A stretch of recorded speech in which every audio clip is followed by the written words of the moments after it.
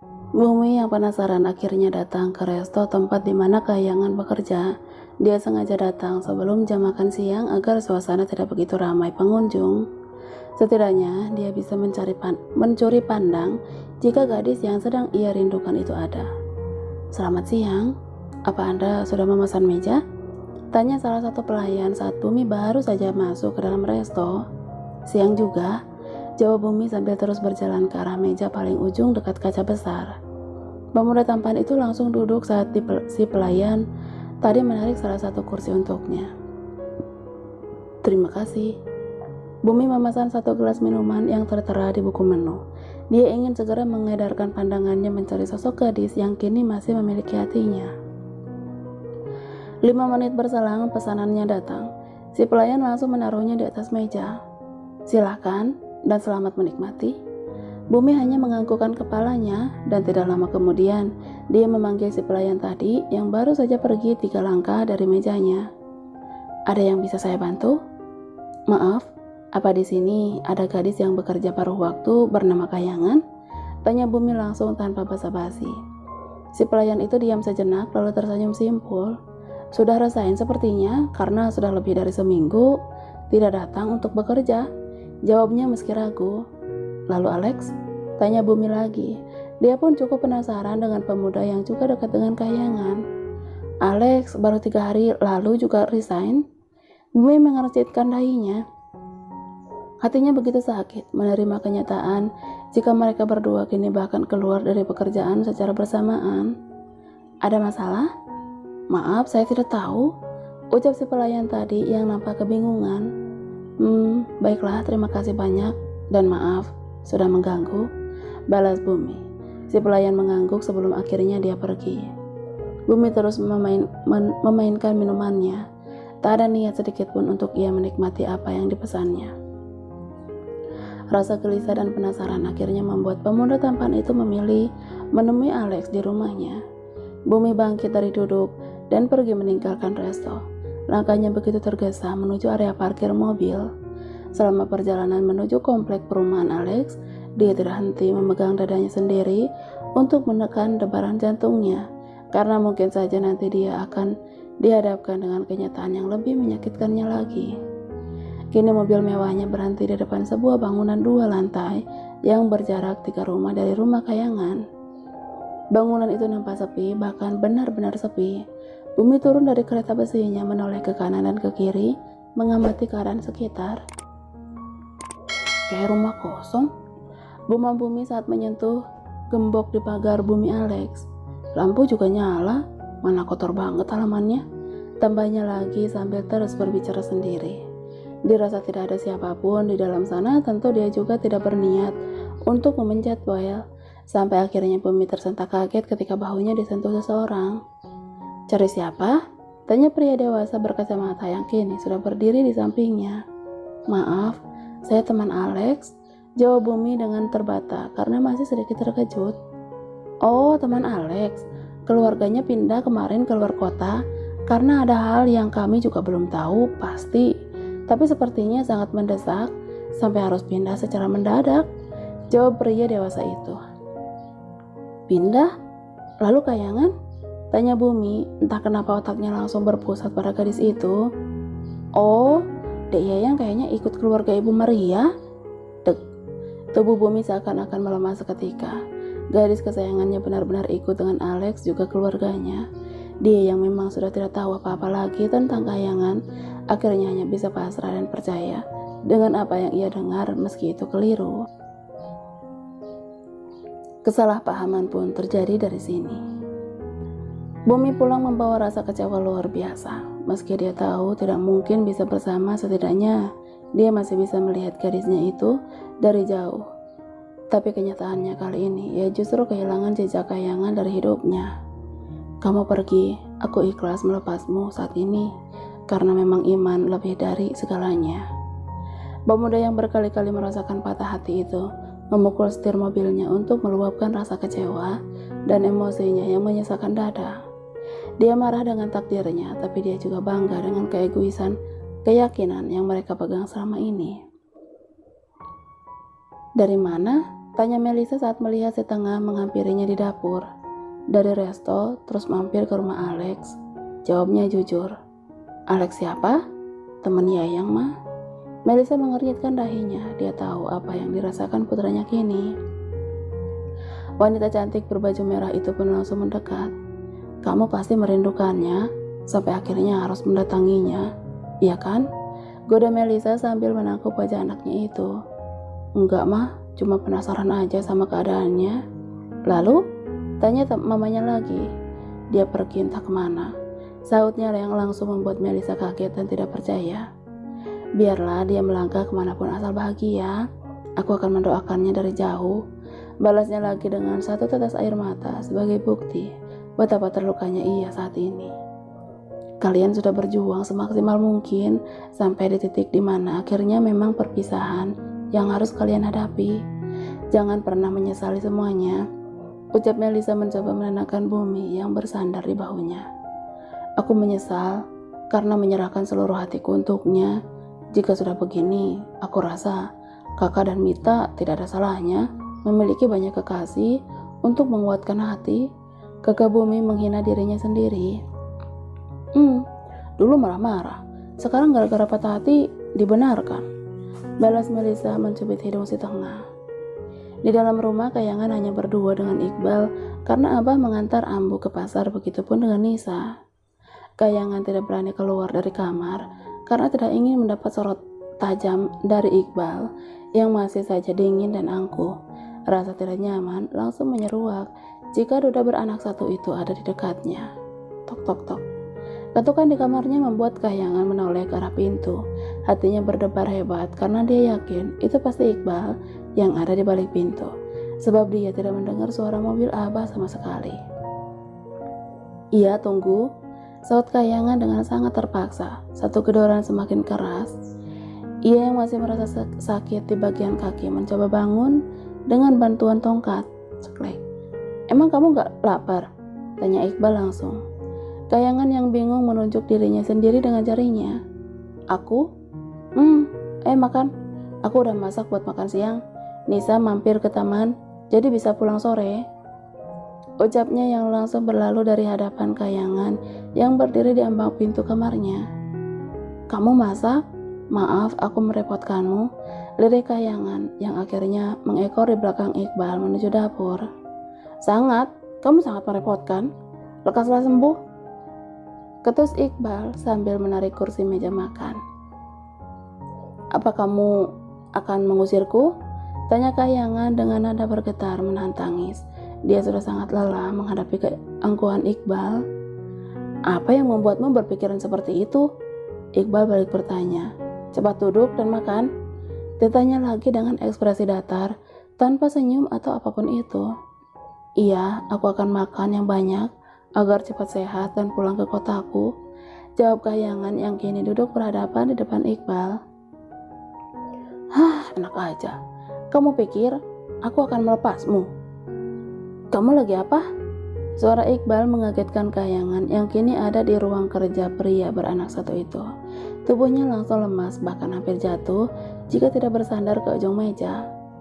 Aku lagi bersih-bersih, jawabnya.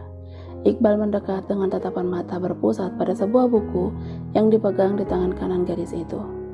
Baca apa kamu? Tanya Iqbal lagi. Kayangan refleks meletakkan kembali buku tersebut ke dalam rak sisi meja kerja Iqbal. Maaf, aku lancang, ucapnya merasa malu dan tidak enak hati. Saya tanya, kamu baca buku apa? Sentaknya kembali mengulang pertanyaan dengan tidak sabar. Keajaiban 10 Sunnah Harian. Kayangan menjawab sambil menunduk, tangannya begitu dingin dengan mata sedikit berkaca-kaca karena rasa takut. Kenapa kamu baca itu? Aku disuruh Ambu membersihkan ruangan ini. Aku hanya iseng melihat-lihat. Kayangan belum berani mendongakkan wajahnya untuk saling menatap dengan Iqbal. Iqbal hanya diam, tidak berkata lagi. Dia merasa bersalah setiap kali melihat Kayangan yang ketakutan saat ada dirinya. Cepat selesaikan, saya mau bekerja. Tita pria dingin itu. Kayangan langsung mengambil lap dan kemoceng yang sempat terjatuh ke lantai dengan sangat sulit karena kakinya masih terasa sangat sakit. Nih, Iqbal yang merasa kasihan akhirnya membantu Yayang meski tetap dengan sikap dinginnya. "Terima kasih dan maaf sudah lancang menyentuh barang-barangmu di sini," ucap Yayang sebelum dia keluar dari ruang kerja Iqbal. Duda beranak satu itu tidak menjawab sama sekali. Dia tetap bergeming melihat punggung gadis malang itu yang berjalan keluar dengan terseok. "Haruskah aku membantumu agar seperti kita?" Keesokan harinya, Iqbal yang berniat akan kembali pulang ke kota membuat Nisa rewel seharian. Berbagai cara dilakukan agar anak itu mau diam tidak lagi menangis dalam pelukan abinya yang sudah bersiap. Bahkan koper dan barang-barangnya sudah ada di dalam mobil. "Nisa sama Umi yuk," ajak Yayang pada bocah 4 tahun itu yang dijawab gelengan kepala. "Nanti kita beli es krim," tambahnya lagi sambil mengusap punggung Nisa. Isaka tangisnya begitu lirih benar-benar tidak ingin ditinggalkan. "Enggak, Nisa mau ikut Abi." Iqbal menciumi pucuk kepala Nisa dengan begitu lembut. Jauh di dasar hatinya, dia juga tidak ingin meninggalkan putri semata wayangnya itu. Kini dia hanya punya Nisa sebagai tujuan masa depannya setelah sang istri meninggal 1 tahun lalu karena sakit. Ambu dan Abah juga tidak bisa berbuat apa-apa kali ini. Mereka membiarkan antara ayah dan anak itu saling memeluk sebelum akhirnya berpisah. "Yuk sama Umi, kita mewarnai princess lagi," rayu Yayang. "Kertas gambarnya habis," jawab Nisa di sela isak tangisnya. "Biar Umi yang gambar, nanti Nisa yang mewarnai. Bagaimana?" Tawar gadis itu pelan-pelan. Jangan sampai Nisa yang hampir termakan rayuannya harus berbalik pikiran. "Umi bisa?" tanyanya bocah itu lagi. "Kita lakukan bersama. Ayo." Kayangan merentangkan tangannya agar Nisa bisa berpindah ke dalam pelukannya. Namun Iqbal tidak memberinya. Dia masih menggendong anaknya. "Kakimu masih sakit, jangan coba-coba mengangkat yang berat-berat. Nanti semakin lama sembuhnya," ujar Iqbal yang langsung membuat Yayang menurunkan lagi tangannya. "Iya, aku paham." Kayangan yang kini berjalan memakai tongkat hanya bisa mengekor di belakang Iqbal. Namun langkahnya berhenti di depan pintu ruang kerja pria dingin itu. "Cepat masuk, saya sudah tidak memiliki banyak waktu." Baiklah." Yayang masuk ke dalam meski sangat ragu. Dia duduk di atas karpet yang sudah digelar oleh Iqbal sebagai alas untuk Nisa dan Yayang menggambar. "Abi pergi dulu ya, minggu depan Abi kembali," pamit Iqbal kepada putrinya. "Iya, nanti bawa hadiah yang banyak ya," pinta Nisa. Tidak ada lagi isak tangis dan derai air mata di wajah cantiknya. "Saya titip Nisa, maaf jika merepotkanmu," tutur Iqbal. Kini mata dan tubuhnya beralih pada sosok gadis cantik berbalut gamis panjang berwarna marun milik mendiang istrinya. "Aku akan menjaganya semampuku," jawab Yayang masih menunduk. "Terima kasih." Dan Kayangan langsung mendongakkan wajahnya. Kini mata mereka saling memandang dengan sorot mata berbeda. "Dan apa?" "Mungkin di saat kamu merasa bosan, kamu bisa membaca buku apapun yang ada di sini. Tapi maaf, buku saya kebanyakan tentang hal mempelajari agama yang kami pegang." Tok tok tok. "Kak Bu, kakak, woi, Kak." Teriakan Mita di pintu kamar Bumi membuat pemuda yang masih dalam mode patah hati abadi itu harus keluar dari selimut tebalnya, meski telinganya sedang disumpal oleh handset dari ponselnya. "Anak kancil ngapain sih?" rutuknya kesal. Bumi turun dari ranjang dan langsung menuju pintu kamar yang sengaja ia kunci sendiri selesai makan malam tadi. Ceklek. "Apa sih, Dek?" Mita yang berdiri di hadapan kakak sepupunya terbaiknya itu hanya tersenyum lebar sampai terlihat semua deretan gigi putihnya. Mata lentiknya mampu membuat siapapun terpesona kepadanya. Si gadis cantik berusia 17 tahun yang memiliki 4 pacar di berbagai sekolah bonafide di kota. "Jalan-jalan yuk," ajaknya manja seperti biasa. "Ini udah jam berapa? Udah diam di rumah? Keluyuran mulu," dengus Bumi kesal. "Ayo jalan-jalan," pintanya lagi memaksa. "Gak mau, bikin macet jalanan aja," jatuh setengah masih enggan menuruti kemauan adik sepupunya itu. Perdebatan keduanya berhenti saat Melisa datang membawa 2 gelas jus buah untuk Mita dan Bumi. "Minum dulu sebelum pergi," ucap Melisa kepada anak juga keponakannya. Mita meraih satu gelas kaca berukuran sedang, begitupun dengan Bumi. Keduanya menegak minuman yang dibawa oleh Melisa hingga habis setengah. Kakak nggak mau kemana-mana, tegas Bumi lagi. Keluar rumah saat malam hari sama saja sebagai menorehkan luka dalam hatinya yang belum sembuh. Begitu banyak kenangan ia dan kayangan yang masih terpatri dalam hatinya sampai detik ini, karena langit malam pernah menjadi saksi terindah baginya. Ia hingga kini masih mencintai gadisnya yang entah ada di mana. Keluar sana, ajak Mita jalan-jalan, Tita Melisa pada si tengah.